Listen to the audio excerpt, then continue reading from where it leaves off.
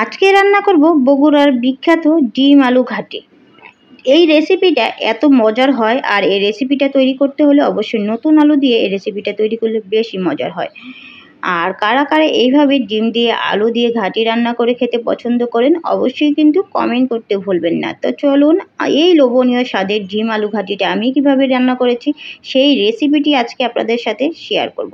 প্রথমে কিন্তু আমি ডিমগুলো এবং আলুগুলোকে সিদ্ধ করে নিয়েছি।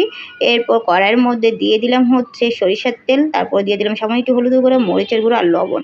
আমি তেলের মধ্যেই লবণগুলো দিয়ে তারপর হচ্ছে ডিমগুলো ভাজলে আমার কাছে মনে হয় কালারটা অনেক সুন্দর আসে এবং আমার কাছে দেখতে অনেক লোভনীয় লাগে। আমি এইভাবেই হচ্ছে ডিমগুলো ভেজে থাকি, এতে করে দেখা যায় সবগুলো ডিমের মধ্যে কালারটা সুন্দর করে হয়ে যায়। এরপর আমি সেই তেলের মধ্যে দিয়ে দিলাম পেঁয়াজ কুচি, আর ওখানে আমি ডিমগুলো আর হচ্ছে আলুগুলো প্রথমে ছিলে তারপরে এগুলো একটু আধা ভাঙা করে নিয়েছি।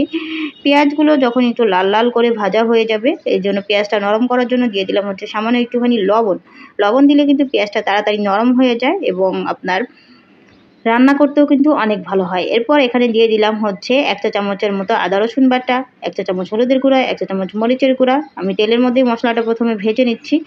তারপর দিয়ে দিব হচ্ছে পরিমাণ মতো একটুখানি পানি দিয়ে এখন হচ্ছে আমি মশলাটা একটু কিছু সময় কষিয়ে তারপর দিয়ে দেবো হচ্ছে সেই আমার আধা ভেঙে রাখা সেই আলুগুলো।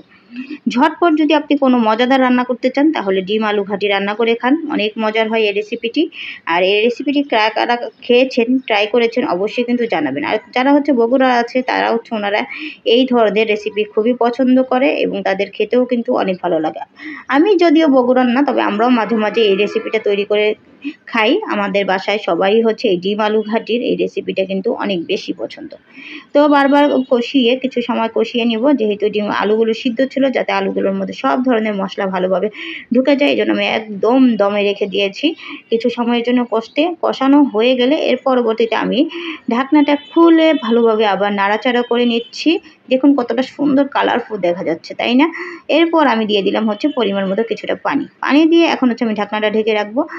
আর যখন বলক চলে আসবে, আর ওই যে ডিমগুলো কিন্তু এরকম একটু সাইজ করে দিয়ে তারপর হচ্ছে যদি রান্না করেন তাহলে এর ভিতরে আমার মনে হয় ডিমটা খেতে আরও বেশি মজার হয়। এভাবে দিয়ে তারপর দিয়ে দিলাম ফ্রেশ অনেকগুলো ধনিয়া পাতা। দেখুন কতটা লোভনীয় লাগছে, তাই না? টকবক টকবক করছে।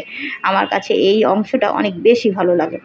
আপনাদের কাছে কেমন লাগে কমেন্টে কিন্তু ভুলবেন না। এই যে হয়ে গেল খুবই অল্প সময়ের মধ্যে লোভনীয় একটি ডিম আলু ঘাটি রেসিপি।